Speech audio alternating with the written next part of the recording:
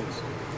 Mr. Chief Justice, and may it please the court, as my co-counsel today stated, I'm Dodwani, and I will be addressing the Sixth Amendment, the Fourth Amendment issue as they affect the state of the law. The facts of the case that this court should focus on are that petitioner Mr. Bobby Brunner was charged and convicted of human trafficking.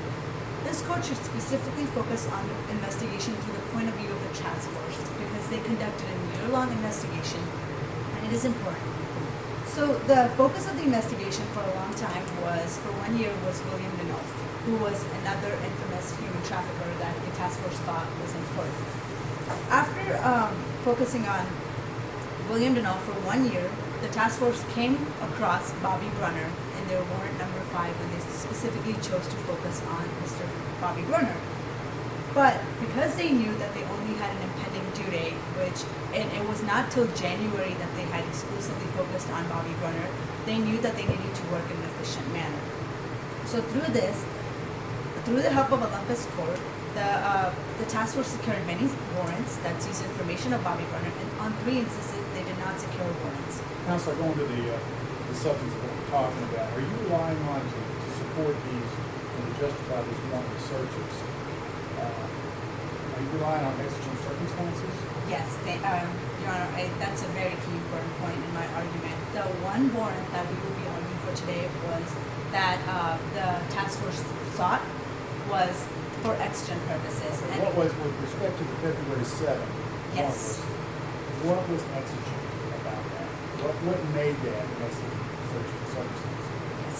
Your Honor, we, the respondent, believe that February 7th was not the one that we're arguing for as exigent circumstances. In the sense, February 7th, which was the last non-warrant, the task force specifically only sought Bobby Brunner's contact, like the numbers that he had contacted and the numbers that had contacted him.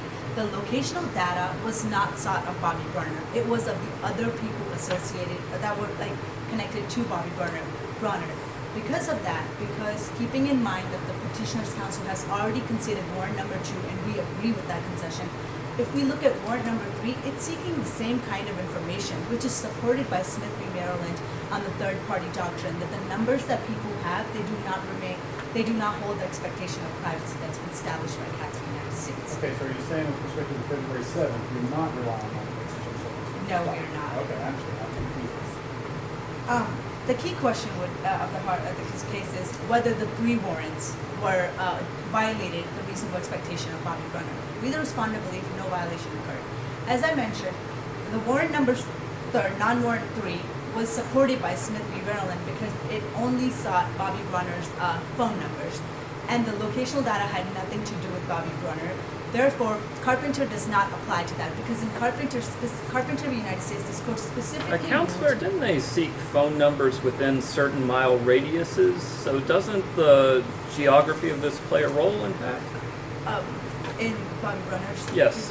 Yes, Your Honor. I think that's a very important point. While in Carpenter v. United States, which the petitioners are mainly using as their evidence, the court specifically said when the government investigates the location of one person, they by association know everything about that person. But in this case, Bobby Brunner was not the one that was being investigated. His locational data was not the one in question.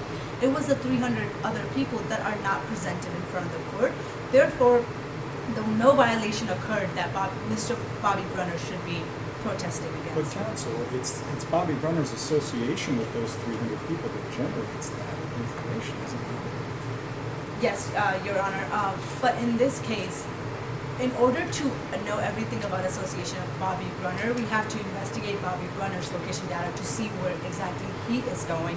And because in Carpenter, it was about where Mr. Carpenter was going and who he was seeing, and it was identified through that. In this case, because Bobby Brunner's location was not the one question, we did not know where Bobby Brunner was. We did not know who he was seeing. We did not know where he was in accordance to the location. But it was the other people, and it would be their question of the law, but not Mr. Bobby Brunner's.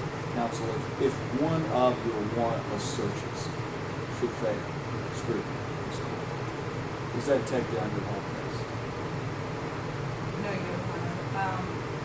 There's only there's two non-warrants that we did not need a warrant for, and the one non-warrant that is in question, we believe that there were visible exigent circumstances that the court should see that have been established by previous courts or previous cases.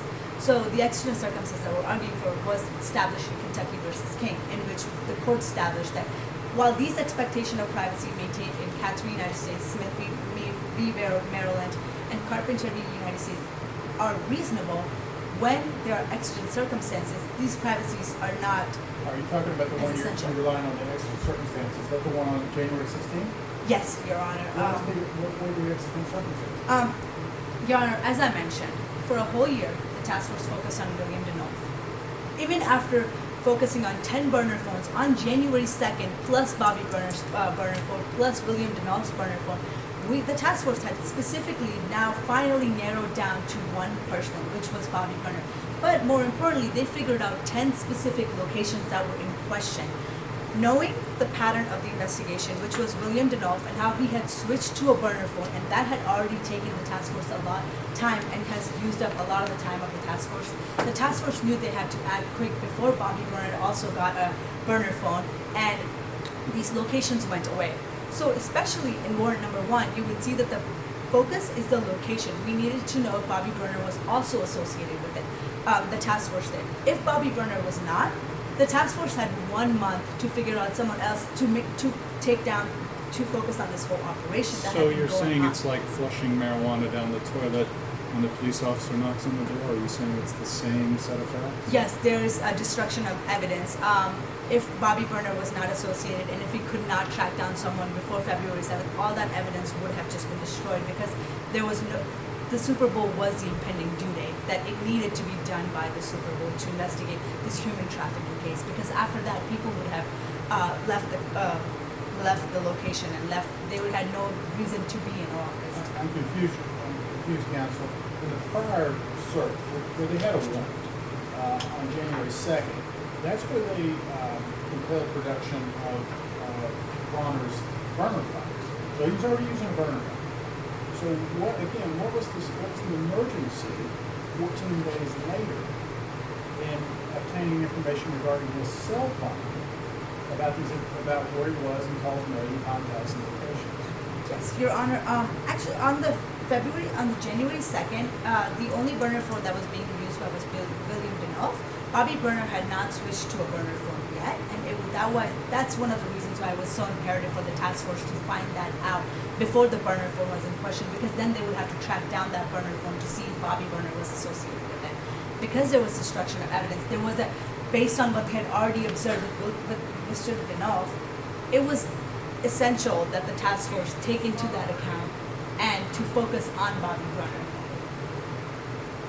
Go ahead, counsel. Yes, because it was so important for the task force to do that, and they knew that they had already, if they followed the same cycle that had been followed before, there was no way that they could have collected all that information, they could have obtained all that information and spent so much time as they had on William Denoff.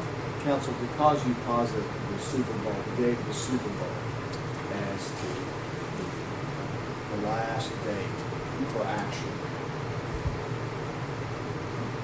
and you also you're talking about this year-long plus investigation, this emergency that you described. Did the police really cause this emergency due to the slow pace of their investigation? Thank you, Your Honor.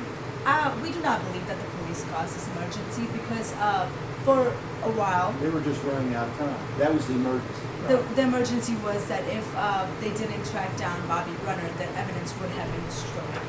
And because William Denoff definitely was a key aspect of it. Oh, I see that my time has expired. You may finish your answer, counsel. Because they knew that William Denoff was a key essential factor as well, it was reasonable for the investigation to focus on that. But all that data and all those burner phone changes was what caused the investigation for it to be so long. And that's why when they finally came down to Bobby Brunner, it was imperative that they do not take as much time as they needed to, and because the evidence would have been destroyed.